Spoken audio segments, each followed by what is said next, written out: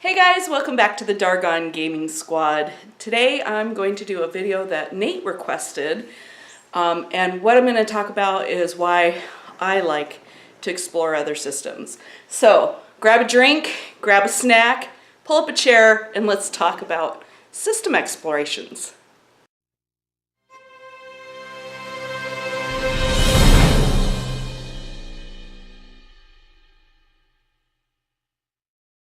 So you all know that I have been looking into lots of other systems and trying to play as many as I can and reading through them and checking them out. So I want to preface this video by saying that this is in no way my opinion of what everybody should do. This is entirely just my approach and my reasons for looking at other things. So the other day, Nate and I were talking about content for the channel, and he asked me to do this video. And he kind of wrapped it up in this comment that, you know, he's perfectly happy with Dungeons and Dragons 5th edition and was curious why I felt the need to look at other systems. So for starters, up until recently, up until about 2 years ago, the only system I had ever played was Dungeons and Dragons 2nd edition. And I hadn't played it very much, and we got rolling. Nate was actually here at the time. I think I've shared this story before, but Nate was talking to the group then about, hey, maybe we should look at 5th edition. Here's the things that I've learned. And at the point where our DM said, yeah, I think we should upgrade to 5th edition, at the point where he felt he'd done enough research that it was something he thought would fit in his world, and that he felt like he was willing to make that investment in yet another set of books. At that point is when I started exploring. I wanted to look into, hey, how do you play 5th edition? How's it different? What are we looking at? And also being very curious about how other groups played games, which is how I found the Provokers on the channel Fistful of Dice, Matt Click's channel, who I watch quite a bit, which also led me to exploring and eventually finding the podcast 2 GMs 1 Mic. And I think it's that podcast specifically, I know it was that podcast specifically that opened my eyes to the fact that not only are there many ways that you can play D&D as in other settings and even other versions or things that are D20 based or based on that system, but that are, different settings and whatnot. But listening to that podcast made me realize how many games there really are out there, and that they are completely different systems. Dice pool systems and card-based systems and, much more narrative systems. So for me, I think the overriding thing that makes me interested in exploring other systems is simply this. If you only ever do one thing, maybe it's board games. Maybe the only board game you've ever played is Monopoly. And so people say, hey, what's your favorite board game? Oh, Monopoly. Hey, what do you think of Sorry? And you say, well, I've only ever played Monopoly. Then how can you know that Monopoly is your favorite game? So that's always been my approach to things. I love to try new things. I've always felt that way. I really like to share the things I learn with people, and that all feeds into this too. So in listening to these other systems, these people talk about all these other systems, I became intrigued. And I kind of immediately discovered Drive-Thru RPG and downloaded all kinds of stuff, bought all kinds of stuff, a lot of stuff that I, to this day, haven't even really read, or that recently, some of which I've been pulling out and looking at again, like Werewolf and Vampire. But I was so intrigued. There's, Firefly game, there's Dresden Files, there's, Shadowrun, which I didn't hear about until later. I heard about Seventh Sea. They talked about All Flesh Must Be Eaten. They talked about Dogs in the Vineyard all the time. So there are lots and lots of other systems out there, and there's lots of other things. And I really feel for myself that I need to sample them before I can really know exactly what it is that I like. Moving on to some other reasons.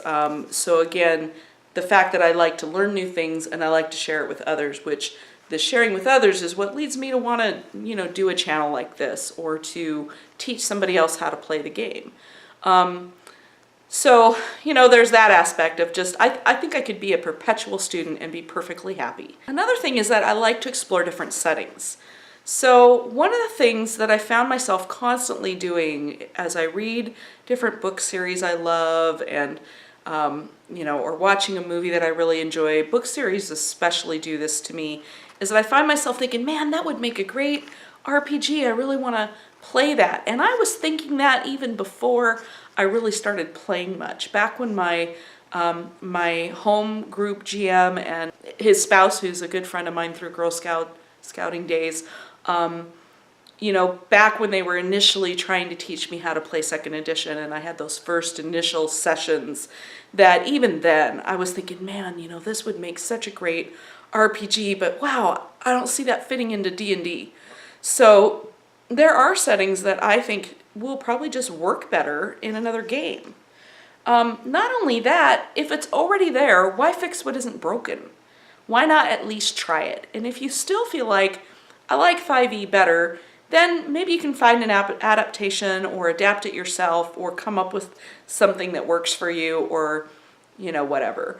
But for me, I'd rather go ahead and try it where it already exists. So, a favorite book series of mine is the Dresden Files, and there's a Dresden Files game. So of course I had to play it, and I loved it. And I'm hoping to get to play it again someday, and I'm hoping to play some Fate in other genres as well and really explore that system. But so that's part of it too, is that some things just lend themselves better. I have played a modern version of D&D 5th edition, a modern conversion. I played a quick one-shot one night in that. I also recently attended AtCon and got to play a playtest of Harbinger, which, if you're familiar with the Absolute Tabletop guys, it's a project that they're working on. If you're not familiar with it, go check them out.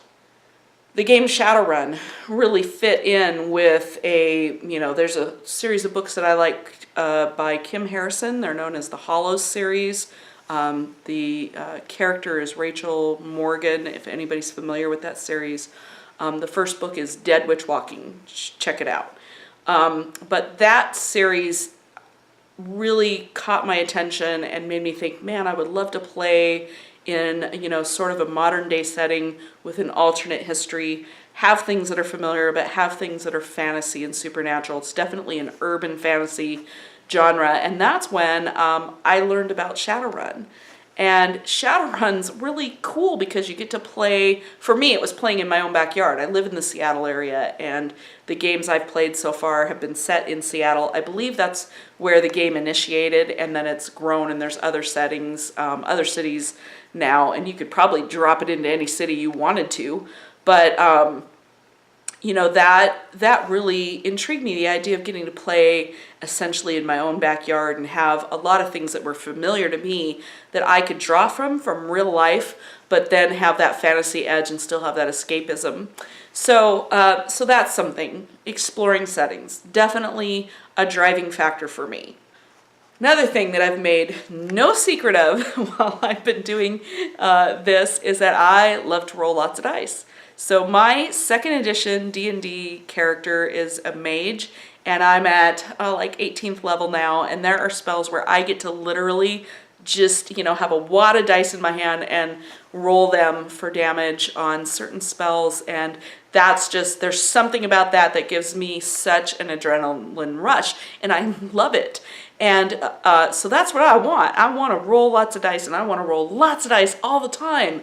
And I enjoy the dice rolling in D&D, but there's something really great about rolling more dice. So I really love the idea of dice pool systems, and that's a really cool thing about Shadowrun. So if you're like me and you love dice pools, that's a game to look at. At AtCon here recently, not only did I get to play Harbinger, I got to play Mouse Guard, and that had a dice pool system. It wasn't as much, didn't get to roll any really huge fistfuls, but still I got to roll a substantial number of dice, and that just really appealed to me. That was also a really narrative system. So I'm finding as I warm up to the role-playing piece, the narrative part of RP, which is definitely my weakness, I find that more and more I'm exploring and enjoying systems that look for that, where you describe what you want to do more so than the roll of the dice, and the dice just tell you whether or not you succeed, or to what degree you succeed. So yeah, dice pools are a big thing drawing me. They're a big draw for me in looking at other systems. So, you know, I think I'm especially intrigued by games like Deadlands, where you have some core things that you'll have so many dice for, and then I believe in that game that you get to add dice from other things. Definitely Dogs in the Vineyard is that way, although I don't see myself ever running Dogs. I could see myself playing it. I don't think I'm suited to running it. Maybe that'll change someday, but right now, that's me.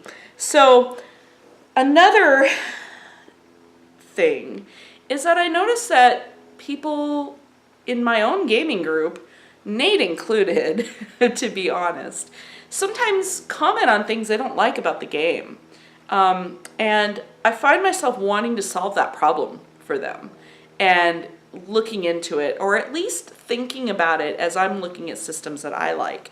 So I know that Nate has often had issues with initiative, and that's fine. A lot of times we just roll into a situation and just keep going, and however we established at the opening of the scene, a lot of times we just keep rolling in that just going in that same order. And so, you know, I find that looking at alternatives to how initiative can be done is something that I'm looking at when I'm playing other games and wanting to report back on to him, because I know it's an issue for him or something that he'd like to see better ways of doing it.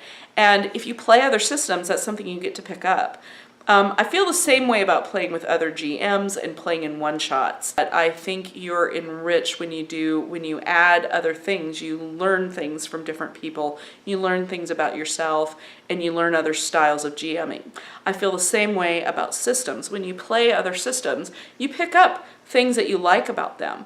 And some of those things may be something you can adapt to like to play the most. So if D&D 5th edition is a game you like, but there's things about it that you don't, you're the GM, you can do what you want. You can change it around. It doesn't have to be exactly that way. Point being that you can pick up things from games and you may find that you like them. You may also find that maybe in the long run there's another system that is more suited to you.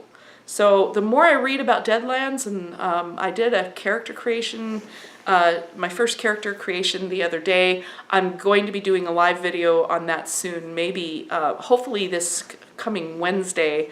We'll see, and for those who, depending on when you're watching this video, I am recording this in July of 2017, July 21st while I'm recording, so hopefully Wednesday next week.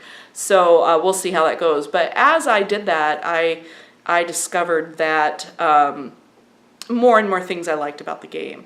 So I really liked the way the character creation went, which leads me to one other thing about this that drives me, and that is actually hearkening back to the podcast 2 GMs 1 Mic. One of the things I picked up on, these guys play every week. They have a weekly game and they have a monthly game. And if I understand correctly, I think they're 2 different groups. Regardless, one of the things they've talked about in their episodes from time to time is, you know, what they do when players are missing. They always talk about their game of the week. So they always have a topic. They always talk about favorite games, and that's when they often talk about other systems, and then they always talk about what they're currently playing. And a lot of times in that currently playing section, they'd say, oh, so-and-so couldn't make the game. Well, they don't cancel their game. They don't cancel their game night. They just maybe play something else. And the idea of having games that you could just quickly create your characters, sit down and play, and still only do it in an evening, and not, you know, you're getting together at 7 p.m. and you're done by 10 or 11 p.m. You're not going until the wee hours of the morning because it took you 3 hours to create a character. That's pretty intriguing to me. They would pull out board games and things sometimes too, but the fact that they had games in their back pocket that they could just pull out and say, hey, we can play this. At AtCon, which took place in Tacoma, for those who don't know, the Absolute Tabletop Guys had their first convention. It was a very small first-time convention, and we got to have 6 tables of games and 2 sessions, so there was a total of 12 game opportunities for people. But while we were there, Michael Barker of Be a Better Game Master was running Dread up front on this table up front. He was running apparently a really simplified version of it. I played in both game sessions, so I didn't get to join in on that and see how it's going. But how quick and awesome was that? You know, I don't know how many times he ended up running it, but there was a lot of that, just, you know, people popping in, playing the game, doing their thing, and it was so quick, and it made for a perfect party setting or con setting type game. Later on in that weekend, there were people posting videos of playing it, you know, on Sunday while after the con was over. It was a one day event, and they were playing in their Airbnb, and they were having a blast. Fiasco, another game like that. So I think if you explore games like that and you get a feel for them, then when you're confronted with a situation where you can't have your whole group there, or you have some people who want to try playing a game, then you have something you can just pull out and do with them. And that's pretty cool. So I think, you know, the final thing would be just tips and tricks that you can pick up from those games and lend to your other games, even if they're not necessarily a mechanic, but just some little thing that you picked up. So that's my thoughts. I'd love to hear yours. Do you like to play other systems? Do you have a long list of systems? Do you have one thing that you play all the time and you're just so happy with it that you just can't see yourself ever looking anywhere else? Love to hear your thoughts, love to see your video responses. So don't forget to give us a thumbs up if you enjoyed the video. Don't forget to subscribe and share so that you can catch them all. And until next time, get out and get gaming. Bye.